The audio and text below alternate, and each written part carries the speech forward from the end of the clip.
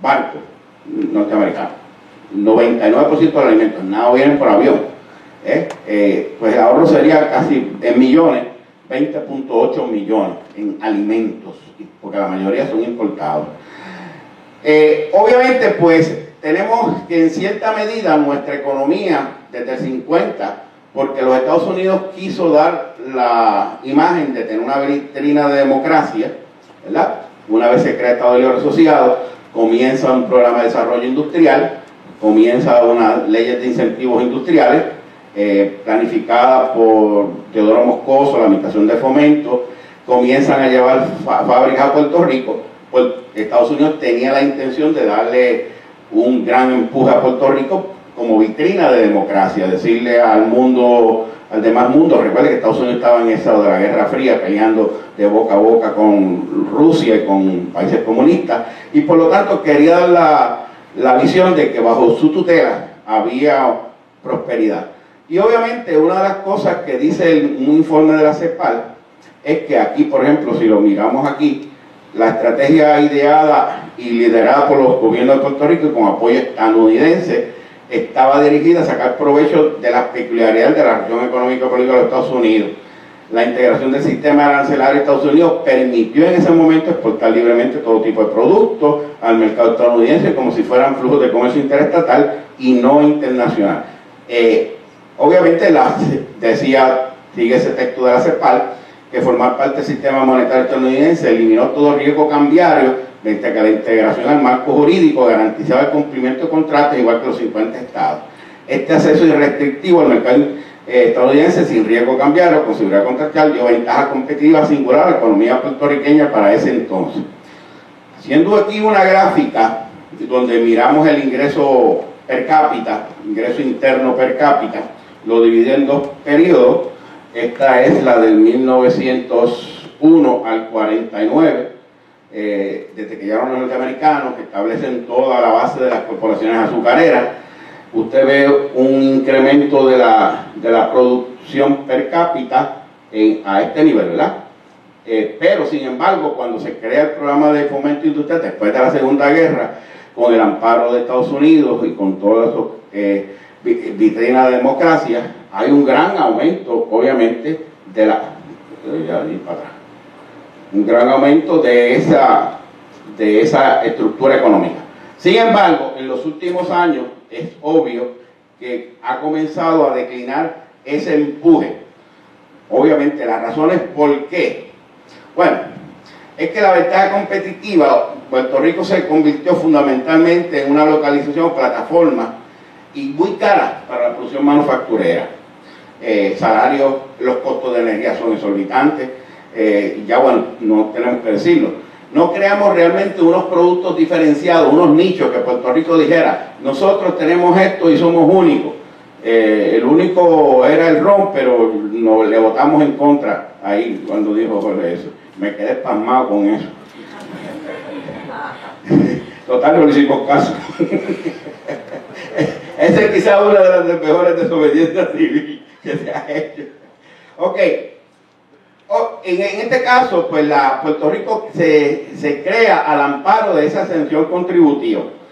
Pero en estos últimos años, Puerto Rico parece perder esa ventaja competitiva para las compañías multinacionales y obviamente en la medida en que Puerto Rico comienza a fallar su economía, se comienzan entonces a tener una serie de desventajas. Se comienza Puerto Rico entonces a tener graves problemas de acceso y de capital, de fuentes de capital, excepto que ahora mismo también tenemos unos problemas de limitación en el mercado, el gobierno, de limitación a los mercados internacionales de los Estados Unidos para financiar las obras públicas a través. Ya Puerto Rico entonces no era un comodín importante y ya se ha convertido por los cambios que se han dado, no es un comodín importante dentro del marco de la Guerra Fría. Ya la Unión Soviética cayó, se ha cambiado un mundo comunista a una diferente visión del mundo y por lo tanto todas esas cosas que se crearon y que Estados Unidos infló nuestro sistema, pues obviamente quedan atrás y ahí en esa cierta medida pues ya Puerto Rico no parece ser tan atractivo para los Estados Unidos dentro del marco de lo que era. Además, la nueva era tecnológica. Puerto Rico parece que no hemos logrado capturar la nueva visión de estos países como Singapur, Corea del Sur, Taiwán, Israel, Irlanda, que son nuestros fuertes competidores, y obviamente Estados Unidos está brindando mayor apertura a los mercados como México, Canadá y otros a través de los diferentes tratados también con República Dominicana, con Costa Rica. Pues por lo tanto, todo eso que teníamos de ventaja dentro del marco de la relación con los Estados Unidos se ha ido quedando atrás. Ya no estamos en esa era de la revolución industrial, estamos en una era muy diferente, y nosotros parece que no hemos podido lograr tener un mayor acceso a todo esto. Si se fijan, una de las cosas que lo último que ya prácticamente nos quedaba era un sistema 936, unas leyes contributivas norteamericanas que permitían una exención particular a los territorios. Esto es un esquema que genera las corporaciones tenían ganancias altas y depositaban grandes cantidades en los bancos. Se refería más bien a un conjunto, por ejemplo, en el lugar particular, habían depósitos bancarios. Estos depósitos sirvieron para prestar hipoteca, vivienda, negocios, préstamos al Plan del Caribe, la administración de Ronald Reagan, inversiones en planta física de activos, y generaba en cierta medida cierto toll gate tax cuando salían las ganancias. Pero todo eso quedó atrás. En el 2006 precisamente se elimina. El gobernador de ese entonces, que estaba lidiando con la eliminación, ayudó a través de comisiones residentes también, Carlos Romero Barceló y Rosselló, pues creían que Puerto Rico podría ser sustituido, la economía local, a través de un puesto de transporte. Y mandaron a hacer un estudio a Frank Kerr, un famoso que trabaja sobre el área del comercio internacional, y que Frank Kerr, pues obviamente podría generar. Pero obviamente todo se quedó en bla, bla, bla, bla, porque los puertorriqueños, los partidos políticos hablan, dicen que voy a hacer, que estamos haciendo, que casi lo estamos haciendo, pero nunca hacemos. Y actualmente nuestra economía parece más que una recesión, una depresión económica. Del 2006 al 2011 nuestra economía ha caído un 13.2%, una caída brutal, sin precedentes. Y se acelera desde el 2008 al 2011 esa caída. Lo dividen en esas partes. La firma misma Pricewaterhouse decía que si usted elimina la sección 936, que era el último que le quedaba a Puerto Rico bajo el engranaje norteamericano, esto era lo que decía: the loss of 70,000 jobs in 1930 corporation, a decline in 60% in the Puerto Rico GNP, which would produce a recession on the island worse than any post-war recession in the U.S. El subrayado es nuestro, ¿verdad? Si se fijan, prácticamente este es la sección que señala el Puerto Rico Business Review del Banco Estatal de Fomento. Dice que una vez la sección 936 will repeal, the majority of the company's operation would restructure or relocate as foreign corporation. Quiere decir que los Estados Unidos tampoco iba a recibir una gran cantidad de pagos. Así que, dicho esto, prácticamente Puerto Rico no tiene en estos momentos, son los niveles de empleo que se creaban con las 936, ¿verdad? Casi 200,000.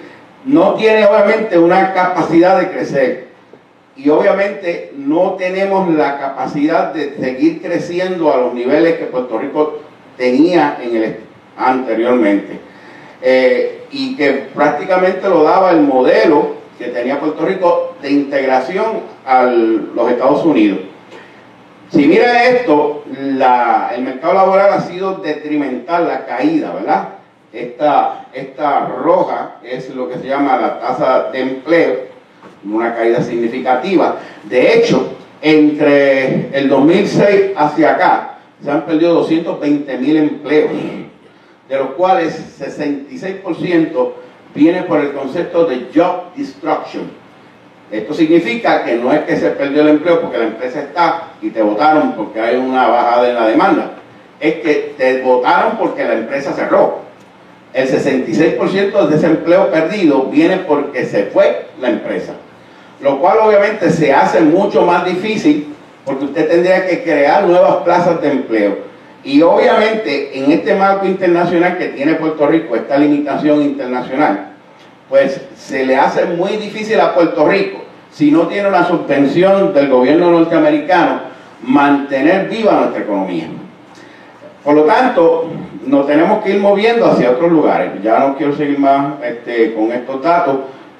La duración del empleo, fíjense, desempleo, mire cómo ha ido aumentando de 2005 hacia 2011, de unos 7 semanas a unas 13 semanas. O sea, una situación crítica que no hay duda de que tenemos que repuntar. No quiero seguir aquí, ya esto más o menos lo dije. La productividad es lo mismo. Nuestra economía tuvo unos altos niveles de productividad para el 50-74, pero mire, ya negativa para los próximos estos años del 96 en adelante. O sea que ha sido una debacle en la caída fundamental y la inversión. ¿Cuál es la solución entonces? Pues será esa. Tenemos que... por ahí.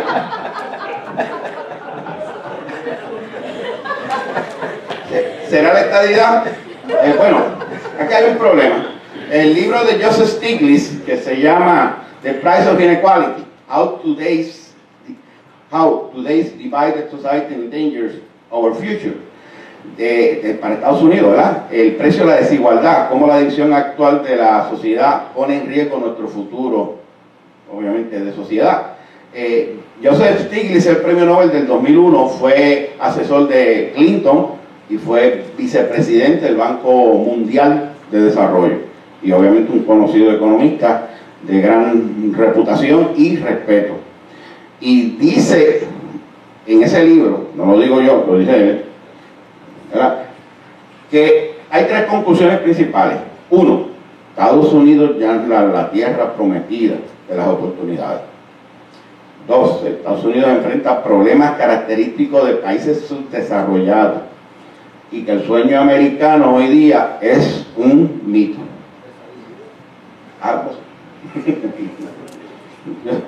Stiglitz encuentra que la desigualdad en Estados Unidos no solo está creciendo, sino que la misma se parece más a aquellos países subdesarrollados que los avanzados de Europa. Utilizando la información de la Agencia Central de Inteligencia, que siempre recordamos con gran cariño y esmero, muestra que el coeficiente de desigualdad, Gini, que es un indicador, es muy similar, de Estados Unidos, es muy similar a Camerún, Irak, Camboya y Guyana. Con esos tiros, ¿quién duerme? Y que los países desarrollados con mayor igualdad en el mundo son Suecia, Dinamarca, Hungría y Montenegro. Y yo miraba las estadísticas y Estados Unidos jamás se puede semejar a una sociedad de esa manera. Bajo esa situación, Stiglitz añade indicadores que son hoy día muy bien importantes, porque la salud es el activo más importante de la gente. Yo recuerdo que la gente a veces me dice, ¿cuál es la mejor inversión? Yo le digo, la salud, mi hijo, deje de fumar. Yo te estoy viendo fumando y comiendo mucho lechón. Así que la salud es el primer activo. Que usted puede estar millonario, usted está en una cama, acostado, no por placer. Los residentes pobres y los grupos de minoría no tienen acceso a mejores niveles de calidad de vida, por lo que se evidencia una tasa de mortalidad infantil más alta en esos grupos. De hecho, el mismo Obama decía que en Detroit, en áreas pobres de Detroit, la tasa de mortalidad infantil en los negros era mayor que en Guatemala y otros sitios subdesarrollados. O sea, esto no es un vacilón. Entonces, mayores niveles de enfermedad y discapacidad y una menor probabilidad de vida para esos grupos. El grupo de Equality Trust de los Estados Unidos creó un índice de salud, ¿verdad? Y problemas sociales que combinan 10 variables: expectativa de vida, proficiencia, literacia en matemáticas, mortalidad infantil, homicidios, los presos, nacimiento de adolescentes, obesidad, confianza, trust, no sé cómo mide eso, pero enfermedades mentales y movilidad social. Cuando usted mira la gráfica y lo compara con otros países como Alemania, Finlandia, los países aquí la desigualdad es más baja y obviamente tienen un índice de salud y de problemas sociales mucho menor. Pero el que tiene más alto nivel de problemas sociales, con mayor desigualdad, es nuestro partner, Estados Unidos. Dado esta situación, obviamente, yo creo que Estados Unidos, pues obviamente, no nos está mirando como para que nos metamos allí. La situación se torna más difícil y obviamente la salida tiene que ser un modelo de soberanía. Por lo cual yo creo que Puerto Rico tiene que ir moviéndose. El ELA ya no funciona, tiene sus limitaciones, se cayó. Y meternos allí con ese revolú y oye grillo que tiene, claro, yo solamente fui palco y le dije solamente a algunos. Y recuerden, pueden decir que Estados Unidos crece un 3-5%, pero es como yo digo, ¿para quién es el crecimiento? ¿Verdad? Si el 5% de crecimiento se lo lleva el tope del 1% de los norteamericanos y el resto, bueno, ahí está el problema.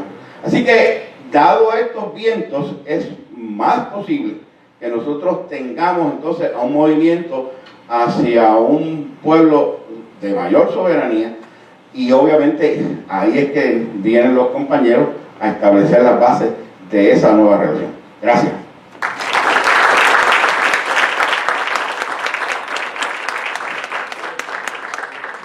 No me voy a llevar esto, ¿sí? Pasamos rapidito a nuestro próximo deponente.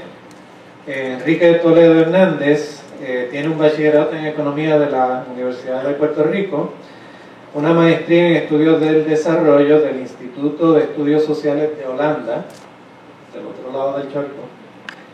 Cursa actualmente un doctorado en Historia de Puerto Rico y del Caribe en el Centro de Estudios Avanzados de Puerto Rico y el Caribe.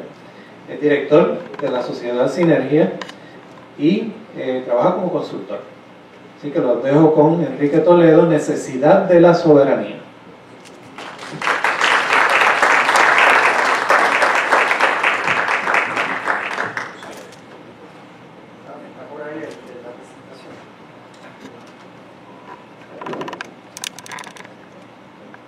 Bueno, yo voy a presentar, mi presentación cambia un poco de paradigma, ¿no? Paradigma de lo que presentaron los dos deponentes anteriores con respecto a lo que es soberanía y lo que puede ser progreso, crecimiento, ¿no? A manera de abrir un poco más el debate, ¿no? Porque, bueno, les voy a decir por qué en unas cosas concuerdo, en unas cosas con ella, en otras cosas no, pero no es precisamente por el marco paradigmático donde yo parto. Bueno, vamos a ver un poquito que les voy a estar explicando más o menos esta cosa. Bueno, la base de la presentación es importante donde yo parto de la premisa, ¿no? Para que eventualmente busquen ustedes o para que entiendan de que pues parto de una premisa diferente un poco a lo que se ha presentado, ¿no? Yo parto de una premisa por desarrollista, por desarrollo, ¿no? Que hace una crítica precisamente el desarrollismo, específicamente todos los proyectos desarrollistas que se volvieron, que fueron parte del tercer mundo y que Puerto Rico precisamente fue el modelo de desarrollo, ¿no? Estas intervenciones grandes del Estado para convertir a los países precisamente en países desarrollados, ¿no? Pues la perspectiva postdesarrollista hace una crítica incisiva hacia eso, ¿no? Y precisamente que el desarrollismo lo que condujo fue en vez de aumentar el ejercicio político de los países, lo que hizo fue todo lo contrario, dio el espacio para tecnificar la discusión precisamente de cómo queremos vivir y gozar de la vida. Es decir, los técnicos son los que saben, usted no sabe, ¿no? Y precisamente una de las partes del desarrollismo es esa constante intervención, ¿no? De las fuerzas del mercado y del Estado precisamente a la colonización de la naturaleza y a la colonización del humano. Entiéndase, pues, la naturaleza se convierte en una mercancía que es objeto precisamente de control intensivamente para que produzca, y todos aquellos que vivían supuestamente en la pobreza tenían que ser eliminados, indígenas, campesinos, ¿qué pasó de hecho? ¿No? Tenían que ser eliminados porque eran un problema, ¿no? Y otra perspectiva, la perspectiva modernidad, colonialidad, esta perspectiva hace una crítica incisiva con los procesos de desarrollo, porque la perspectiva menciona que a medida que aumentan los procesos de modernización, paralelamente aumentan los procesos de colonización. Es decir, si Europa se construyó a sí misma como centro del mundo en cuanto a lo que es el desarrollo, ese montaje de ese discurso ilustrativo de la democracia, del progreso, fue paralelo a la construcción de la colonialidad en otras partes del mundo, ¿no?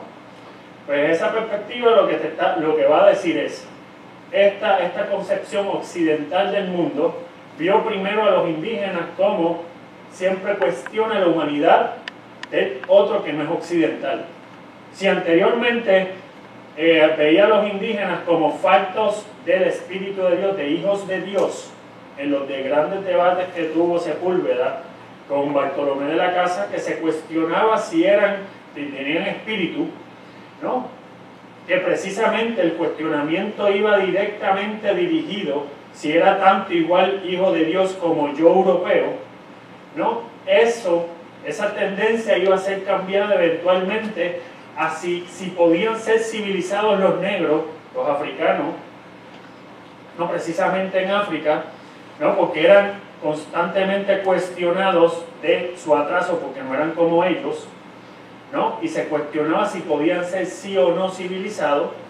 Eventualmente pasó, porque siempre es en relación a lo que ellos son con respecto a lo que los otros no son, o sea, el otro no occidental siempre se cuestiona, ¿no? Eventualmente pasó ya a partir del 1945 al desarrollo. Nosotros somos los desarrollados, ustedes son los subdesarrollados, constantemente construyendo al otro como menos, ¿no? En esta estructura de cómo construir la realidad. Esto se monta a través del dualismo cartesiano, entiéndase cuerpo-mente, donde la mente racional europea es lo que te hace civilizado, ¿no? Y el cuerpo es una carga, el cuerpo hay que elevarlo, hay que ponerle una mente civilizada, desarrollada, para que eventualmente pueda ser, es decir, para que tenga fuerza ontológica. ¿A qué me refiero con fuerza ontológica? Es que pueda existir. Si no es en tanto occidental, se le cuestiona su sentido de ser ontológico, que pueda ser. Esa es la perspectiva que yo voy a traerles aquí. Sé que puede ser un poco complicado, no lo explico mucho aquí, pero por eso es que estoy abordando, ¿no? Ok, esto fue las aspiraciones de Puerto Rico, cuando en los 50, ¿no? Emprendimos un proyecto de desarrollo. Pues evidentemente, ¿cómo se vio el puertorriqueño?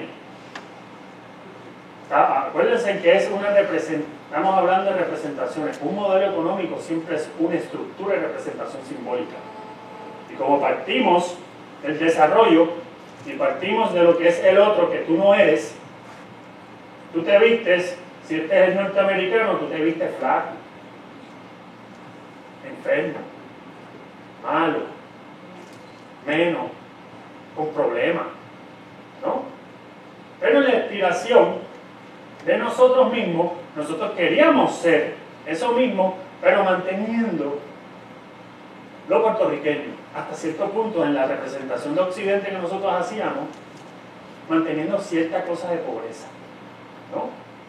Entonces queríamos convertirnos en esta cosa que me pareció bien interesante cuando el compañero economista aquí a la mena dijo inflado. Me parece genial porque aquí podemos ver a alguien inflado con estas cosas con estas cosas que en verdad no son músculos. ¿Cómo se llama? Los esteroides, ¿no? Los esteroides, ¿no? Me pareció cuando lo dijo el economista a la mena, perfecto, ¿no? Eventualmente, pero siendo puertorriqueño, en esa representación simbólica puertorriqueña y modernidad, se monta enteramente la estructura de partido, el sistema partido. Es decir, si vamos por el lado de los estados libristas, lo que queremos es lo mejor de dos mundos. La representación esa de pobreza y la representación esta de modernidad. Si vamos eventualmente con los estadistas, ellos nos dicen, estadidad igual, ¿no? Estas dos representaciones están. Y evidentemente los independentistas, también juegan con esa representación. A la hora de la verdad, todos buscan la misma cosa, simbólicamente hablando. No son proyectos diferentes. Si estamos hablando en términos simbólicos, ¿no? Que como les dije, un sistema económico también es un sistema de representación, porque te van a representar lo que tú necesitas. Entonces yo les pregunto, les voy a hacer dos preguntas, ¿no? Instituir una economía de mercado y el consumo y la producción de masa y un gobierno electo mediante la competición de partidos es el único modelo posible para gozar y disfrutar la vida individual y colectiva.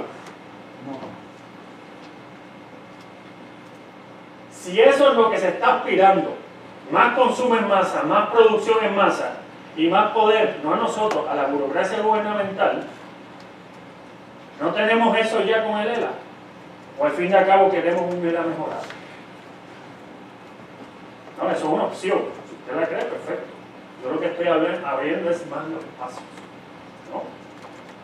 Esa es una pregunta inicial para usted.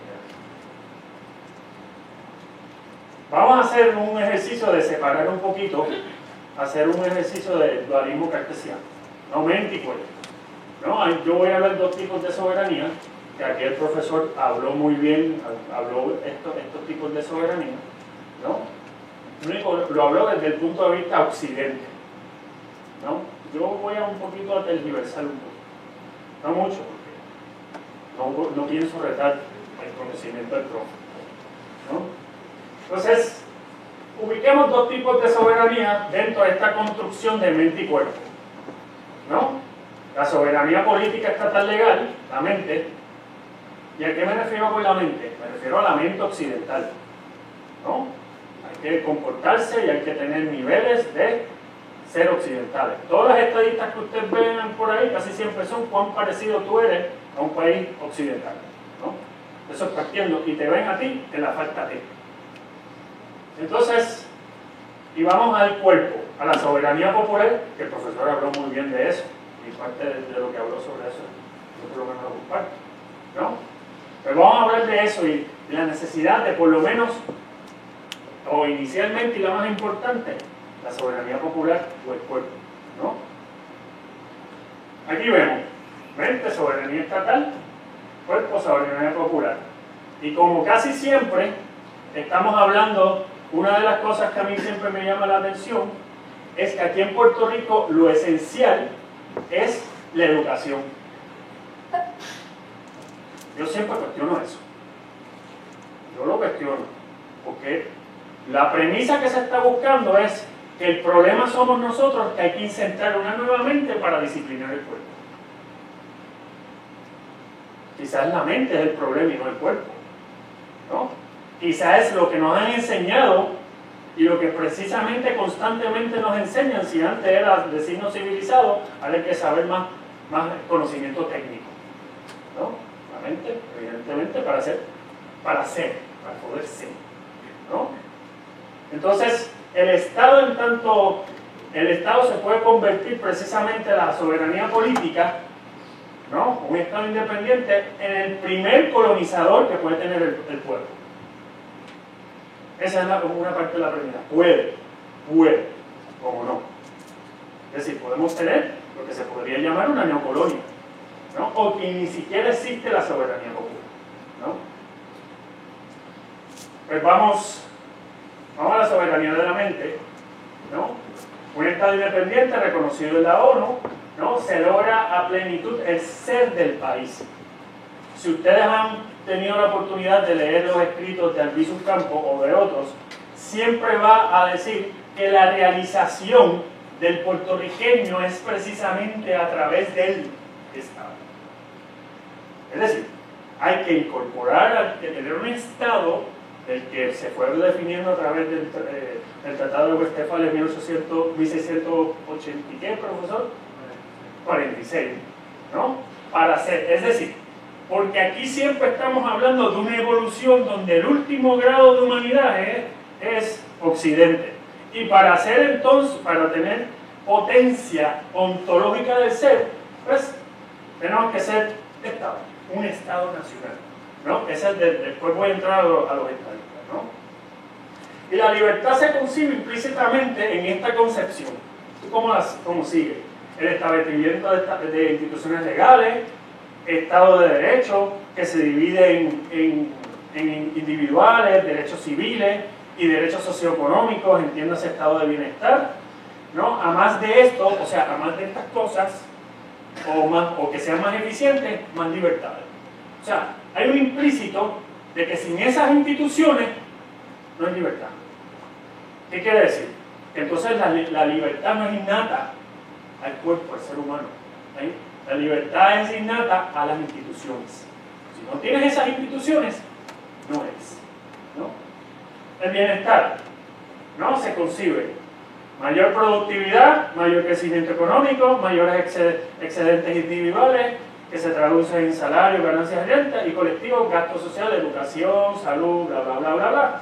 O sea, el consumo de masas y viene la prosperidad y el bienestar.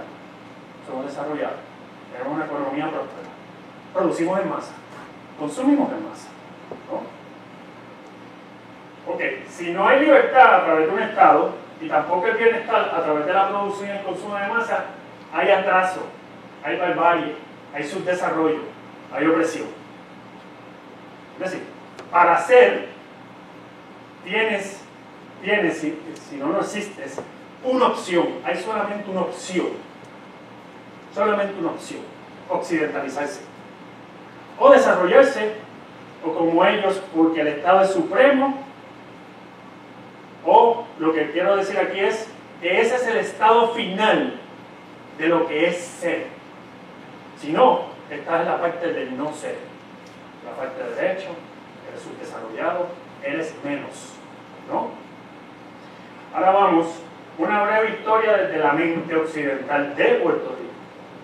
Vamos a ver cómo esa estructura de pensamiento constantemente construida el puertorriqueño, ¿no? Cuando me dicen los puertorriqueños son unos vagos, los puertorriqueños son inmorales, pero ese discurso está hace tiempo, hace mucho tiempo, ¿no? Progreso, entiéndase, y siempre es la necesidad de insertarle una mente progresista al puertorriqueño, por eso razón, ¿no? Y voy a citar a O'Reilly en 1765. Creo que era irlandés, la última vez que me dijeron. Un irlandés, cuando vino a hacer un informe sobre Puerto Rico, vino este representante de la corona y digan, hablen de Puerto Rico, háblame de los puertorriqueños. Entonces, viene el europeo mirando desde Europa a Puerto Rico y me dice, el origen y principal causa del poquísimo adelantamiento que ha tenido la isla de Puerto Rico es por no haberse hasta ahora formado un reglamento político de Estado. Esta gente, por sí decidiosa y sin sujeción alguna por parte del gobierno, estos hombres inaplicados y perezosos, como que si ayer los tuviese esa época, sin herramientas, sin inteligencia de la agricultura, ni quien le ayudase a desmontar los bosques, ¿qué podrían adelantar? Aquí hay que ver de dónde le está hablando. Cuando él dice perezoso, él está definiendo qué es trabajo. ¿Y qué es trabajo para ese momento?